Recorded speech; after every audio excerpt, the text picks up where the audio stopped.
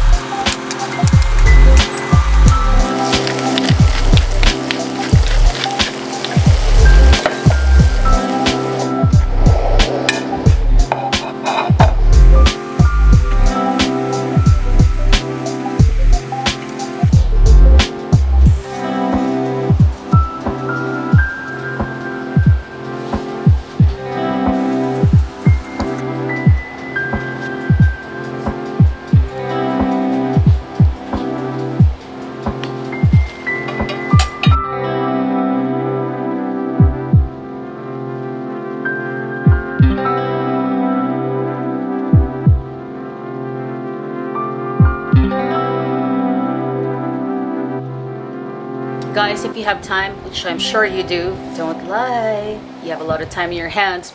Subscribe. Go to my channel, Chef Michelle Adriana. All my socials, Chef Michelle Adriana, Laika, YouTube, Instagram, Facebook, and click like and leave a comment if you want. And if you love this recipe, well, leave a comment and let me know what you want to learn next time, or let me know what kind of recipes you want to learn.